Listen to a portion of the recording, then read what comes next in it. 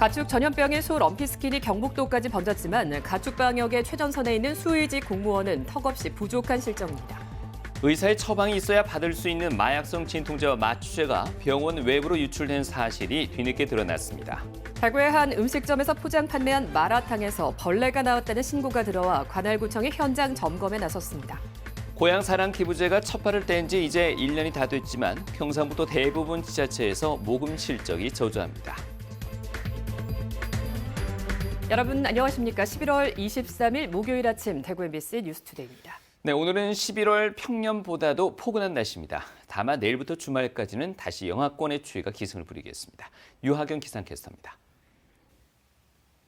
기온 변덕이 정말 큰 요즘입니다. 오늘은 11월 평년보다 기온이 높겠는데요. 오늘 아침 대부분 지역에서 영상권 회복해 어제보다 기온 높게 출발합니다.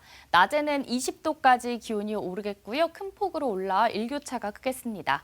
내일 아침에는 오늘보다 기온이 10도 이상 뚝 떨어집니다. 갑자기 낮아진 기온에 일부 지역에서는 한파특보가 발표될 가능성도 있겠고요. 낮 기온도 5도 내외 머물며 바람도 강하게 불어 춥겠습니다. 오늘 아침 경북 서부 내륙에는 빗방울이 떨어지는 곳이 있는데요. 오늘 밤부터 내일 아침 사이에도 경북 북부 내륙과 경북 남서 내륙에는 빗방울이 떨어지거나 눈이 날리는 곳이 있겠습니다. 현재 경북 북동산지와 울진에는 건조주의보가, 경북 북동산지와 울릉도와 독도에는 강풍주의보가 발효 중인데요. 대기가 건조한 가운데 내일까지 강풍이 예상돼 각별히 유의하시기 바랍니다. 내일부터 주말까지 영하권 추위가 예상되고요. 일요일 낮부터 평년 기온을 회복했다가 다음 주에 또 한 번 추위가 기승을 부릴 전망입니다. 날씨였습니다. 가축 전염병인 소 럼피스킨이 결국 청정 지역 경상북도까지 번진 상황인데요. 전염병으로 인한 축산농가의 피해를 최대한 줄이기 위해서는 신속한 방역이 필수입니다. 하지만 가축 방역의 최전선에 있는 수의직 공무원은 턱없이 부족한 실정입니다. 이동 기자가 보도합니다. 겨울철 유행인 돼지열병의 백신 접종 여부를 점검하기 위한 작업이 한창입니다. 경북 지자체 6곳, 20여 농가의 돼지 혈액을 직접 체열해 항체가 잘 형성됐는지 분석합니다. 돼지의 항체가 든 시료가 푸른색으로 변하면 백신 접종이 잘 됐다는 건데 검사의 정확도를 위해 육안으로 1번, 정밀 검사기로 2번 확인합니다. 저희가 직접 방역복이랑 방역장화랑 다 방역을 철저하게 지켜서 그 로프 줄 아시죠? 그거를 이제 끊어서 카우보이처럼 실제로 줄을 던져서 목에 감고 이제 펜스에 감아서 하는 건데 저는 몸무게가 70kg 정도인데 잡아야 되는 대상이 저의 거의 많이 나가면 10배까지도 나가니까. 대형 동물을 다루는 일이 고되지만 현장의 수의직 공무원들은 가축 산업의 기반을 책임지고 있다는 자부심을 느낍니다. 국가적인 차원에서 발생하는 질병들이 있잖아요. 그런 질병들을 저희가 필드에서 직접 검사를 하고 또 컨트롤을 할 수 있다는 게 공무원 수의사로서는 제일 소명이 큰 일이 아닌가 싶습니다. 하지만 인력이 부족한 탓에 하루도 마음을 편히 놓기가 어렵습니다. 특히 소 럼피스킨 병의 청정 지역으로 분류됐던 경북에서 지난 14일 결국 첫 발병 사례가 나오며 비상이 걸렸습니다. 질병 검사는 물론 가축 이동 금지 조치 등 감염병 확산을 막기 위해 해야 할 일이 태산인데 각 시군에선 수의직 공무원 1명이 사실상 모든 일을 도맡아야 합니다. 좀 힘들죠. 아무래도 제가 뭐든지 이제 지시를 해야 되고 또 어느 정도 이제 계획도 세야 되고 또 질병 전파 유형이라든지 또 차단 방역 대책이라도 세야 되다 보니까 수의사가 1명이라도 있는 시군은 그나마 다행입니다. 안동, 영주, 구미를 포함해 수의직 공무원이 단 1명도 없는 지자체가 경북에서만 7곳, 3분의 1 가까이 됩니다. 이 때문에 실제로 안동은 럼피스킨 백신 접종이 전국 지자체 가운데 가장 마지막으로 진행됐습니다.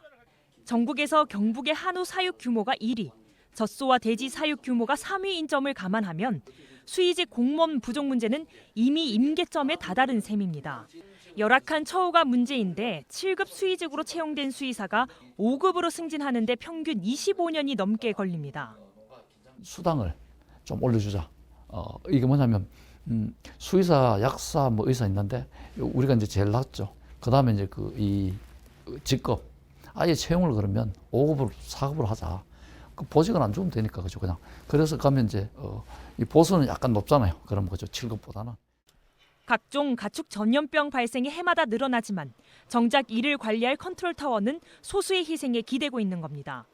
전국 최대 규모의 축산업을 보유한 경상북도의 위상에 걸맞은 인력 확충이 시급해 보입니다. MBC 뉴스 이돈입니다.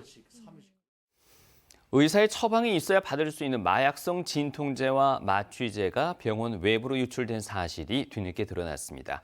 병원 측은 최근까지 근무하다 해임된 간호사가 유출한 것으로 보고 경찰에 고소했는데요.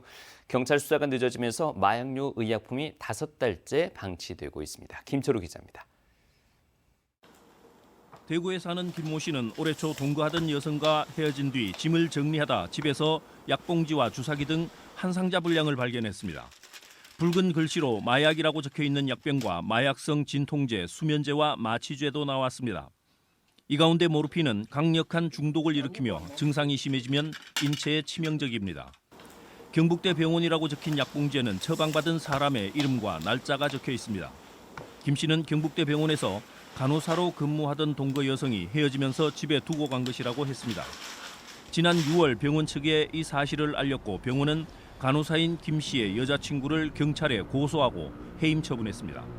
그 약을 어떻게 이제 간호사의 수중에 들어가게 되었는지는 제 내용을 정확하게 잘 모릅니다. 그래서 우리가 이제 간호사한테 소명은 들었거든요. 인사위원회에서 분명히 간호사의 기책 사유는 있다. 그래서 우리가 이제 징계 처분을 내리게 된 거고요. 약봉지에 든 약은 병원에서 환자에게 처방된 약이 맞지만 어떤 경로로 유출됐는지 개인정보라며 밝히지 않았고 마약류 의약품 관리에는 문제가 없었다는 답만 내놓았습니다. 다른 마약류 의약품은 모르는 일이라고 했습니다. 경찰 수사가 늦어지면서 마약류 의약품은 5달째 가정집에 방치돼 있습니다. 네, 이걸 너무 안 가져왔는데 제가 이제 마약 수사대 전화해가지고 집에 마약이 있는 거 처리를 하고 싶다. 그런데 마약수사대는 중독경찰서 사건이라서 저희는 관할 못한다. 이건 어떻게 처리해야 되니까 일단은 기다려야 돼요. 경찰은 김 씨와 동거 여성의 진술이 너무 달라 수사가 길어지고 있다고 밝혔습니다. MBC 뉴스 김철우입니다. 요즘 젊은이들은 물론 초등학생들 사이에서도 마라탕이 큰 인기를 끌고 있는데 대구의 한 음식점에서 포장 판매한 마라탕에서 벌레가 나왔다는 제보가 들어왔습니다. 업체 측은 죄송하다면서도 자체 점검에서는 벌레를 찾을 수 없었고 평소 위생 관리도 철저히 하고 있다고 밝혔습니다. 보도에 변희주 기자입니다. 국물에 둥둥 떠있는 점들, 후춧가루인 줄 알았는데 자세히 보니 벌레였습니다. 엄마 얼굴 다리가 보이는데 이렇게 얘기해가지고 확대를 해보니까 다리가 많이 보이더라고요. 지난 17일 초등학생 딸이 자주 가던 학교 인근 식당에서 마라탕을 포장해 왔습니다. 벌레를 발견한 건 이미 몇 숟가락을 먹은 뒤였습니다. 뚜껑에 덜어보니 한두 마리가 아니었습니다. 식당에 전화해 항의하자 죄송하다면서 어디에서 나온 벌레인지 알 수 없어 당황스럽다는 답변이 돌아왔습니다. 마라탕에 들어가는 채소에서 벌레가 나올 수 있지만 식초로 씻어서 들어갈 리 없다고도 했습니다. 원인을 알아보겠다고 했지만 돌아온 답은 없었습니다.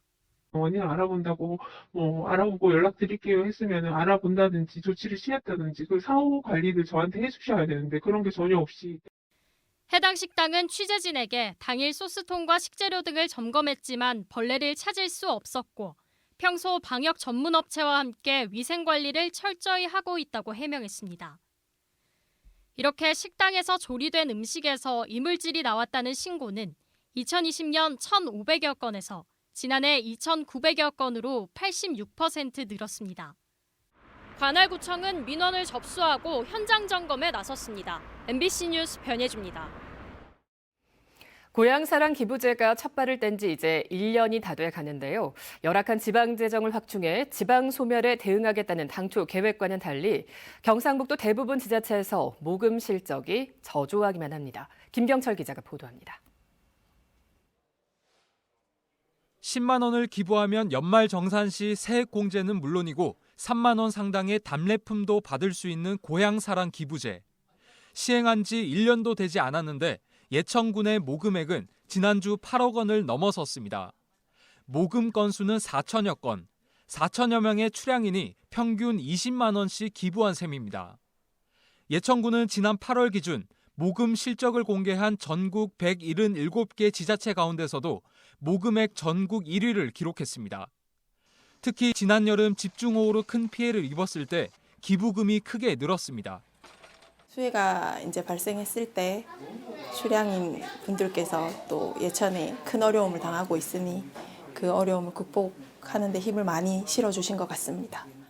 하지만 예천군의 경우와 달리 다른 많은 지자체에서는 고향사랑기부제 모금액이 예상보다 저조한 상황입니다. 현재까지 경북 전체의 고향사랑 기부금은 53억 4천여만 원. 예천과 의성, 안동은 비교적 기부금이 많이 모였지만 아직 1억 원을 채우지 못한 지자체도 여럿 있는 걸로 파악됐습니다. 경상북도는 당초 시군과 별도로 연말까지 10억 원의 고향사랑 기부금을 모으겠다고 목표를 세웠지만 최근 목표액을 5억 원으로 대폭 낮췄습니다. 아직 4억 원밖에 모금하지 못했기 때문입니다. 모르시는 분들이 많아서 기부가 많이 좀 저조했던 것 같습니다. 이런 젊은 층들이 좋아할 만한 답례품들을 추가적으로 선정해서 연말정산 시즌에 대비할 예정입니다. 저조한 모금액을 끌어올리기 위해 포항시는 서핑 강습권을 답례품으로 제공하는 등 지자체마다 답례품 다양화에 열을 올리고 있지만 효과가 있을지는 미지수입니다. 국회에서는 최근 고향사랑 기부제의 연간 기부 상한액을 4배로 올리고 기부자가 마음에 드는 사업을 정해 기부하는 지정기부제도 도입하기로 했는데 현행 제도의 문제점을 해소할 수 있을지 주목됩니다. MBC 뉴스 김경철입니다.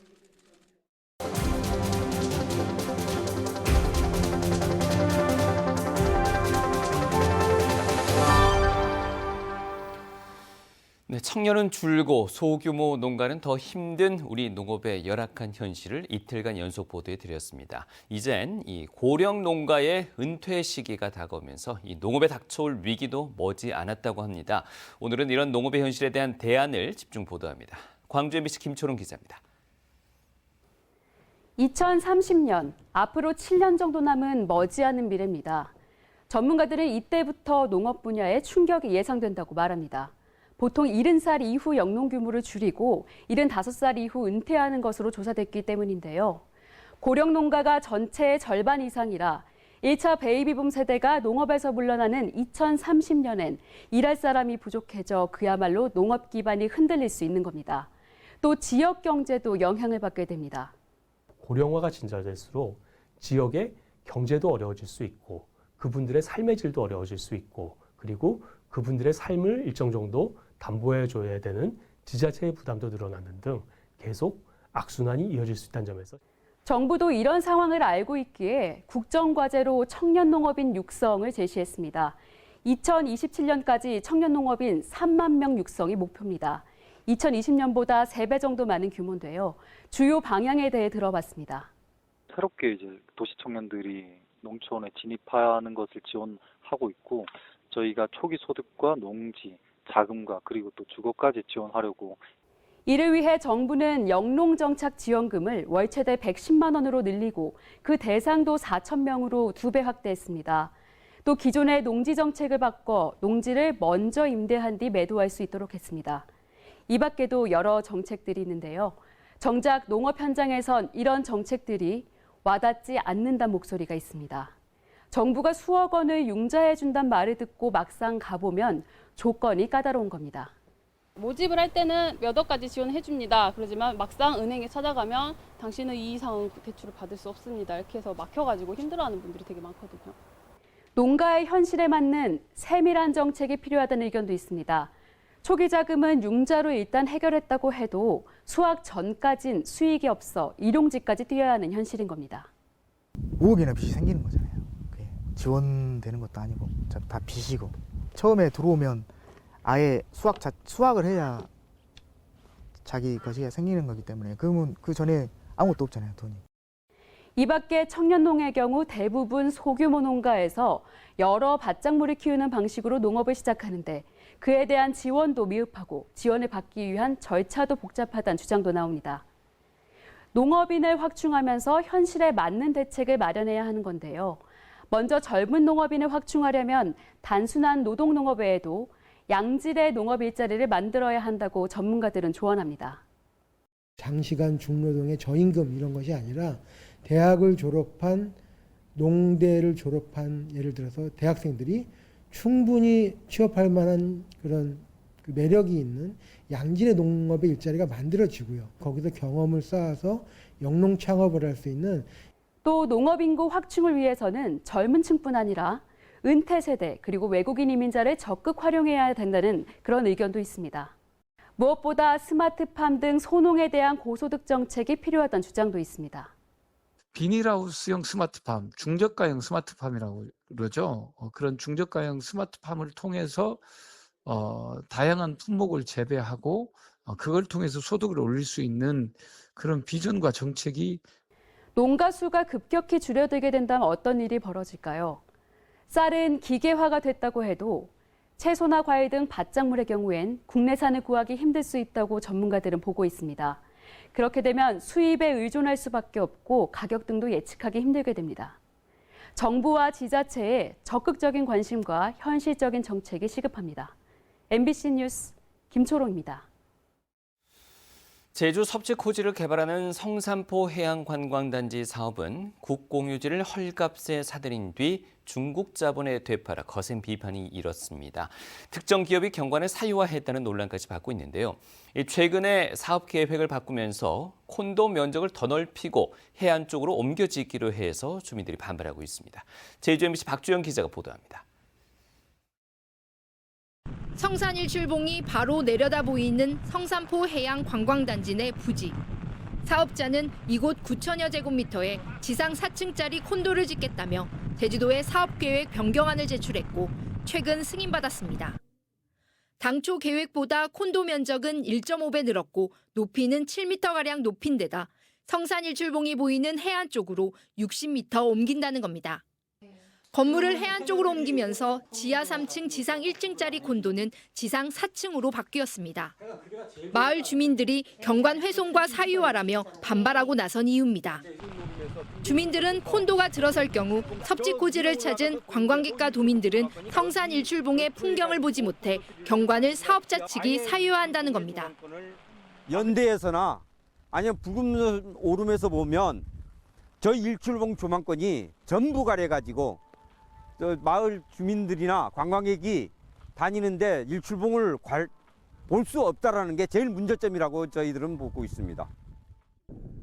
11년 전에도 섭지코지 국공유지를 헐값에 사들인 뒤 중국 자본에 팔아 40억 원의 시세 차익을 얻어 논란이 일었던 성산포 해양관광단지 사업.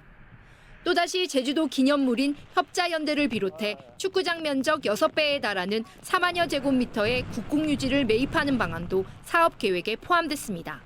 이에 대해 사업자는 경관과 도시계획, 건축계획 심의 등 행정 절차를 모두 거쳤고 실제 해발 고도상으로는 1m가량 낮아졌다며 마을 주민들과 소통해 사업을 추진하겠다고 밝혔습니다.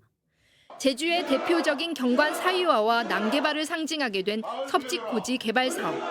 마을 주민들은 사업 변경 계획을 철회하지 않으면 대규모 집회는 물론 법적 조치까지 취하겠다고 밝혀 사업을 둘러싼 논란은 더 거세질 전망입니다.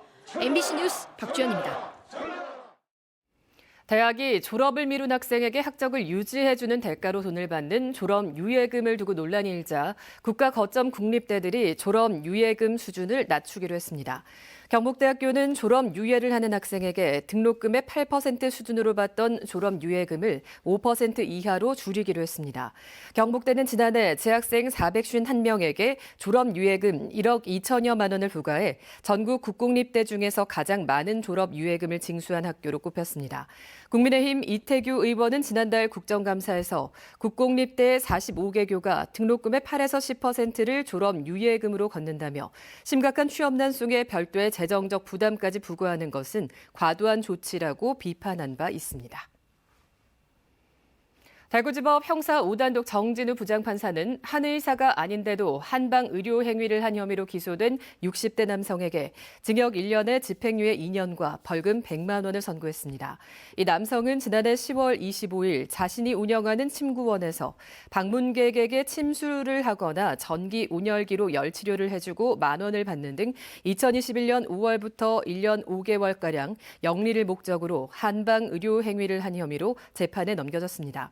침구원 출입문 앞쪽에 의료 광고를 한 혐의도 받았습니다. 정 부장판사는 피고인이 면허 없이 한 의료 행위로 인해 공중위생이 침해될 위험이 있었고 무면허 의료 행위 기간이 짧지 않다고 양형 이유를 설명했습니다. 김대현 대구시의원은 재건축 단지의 안전진단 비용을 대구시와 구군이 지원하는 내용의 도시 및 주거 환경 정비조례 일부 개정안을 대표 발의했습니다.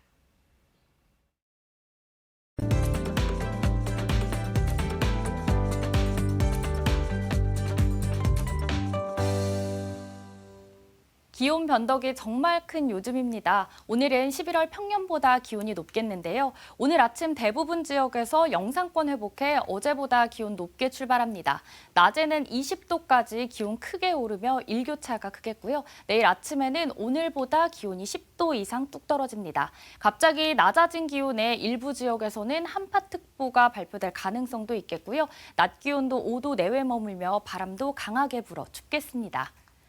오늘 아침 경북 서부 내륙에는 빗방울 떨어지는 곳이 있는데요. 오늘 밤부터 내일 아침 사이에도 경북 북부 내륙과 경북 남서 내륙에는 빗방울이 떨어지거나 눈이 날리는 곳이 있겠습니다. 현재 경북 북동산지와 울진에는 건조주의보가, 경북 북동산지와 울릉도 독도에는 강풍주의보가 발효 중입니다. 대기가 건조한 가운데 내일은 강풍까지 예상돼 각별히 유의하시기 바랍니다. 위성 영상입니다. 오늘 대부분 지역에서 고기압의 영향을 받으면서 날은 구름만 많겠고요. 오늘 우리 지역 아침까지는 안개에 각별히 유의해 주시기 바랍니다. 그리고 오늘은 바다의 물결 0.5m에서 2m로 잔잔하게 일겠습니다. 오늘 아침 대구의 기온은 7도로 시작하고요. 구미는 5도 보이고 있습니다. 낮에는 대구 19도, 구미는 18도까지 오르겠습니다. 오늘 아침 안동의 기온은 5도고요. 영주도 5도 가리키고 있습니다. 낮에는 안동 16도, 영주는 15도 예상됩니다. 포항은 오늘도 온화하게 시작합니다. 오늘 아침 포항의 기온 13도, 낮 기온은 20도 예상됩니다. 내일부터 주말까지는 영하권 추위가 기승을 부리겠고요. 일요일 낮부터 잠시 기온 회복했다가 다음 주에 또 한 번 강추위가 예상됩니다. 날씨였습니다.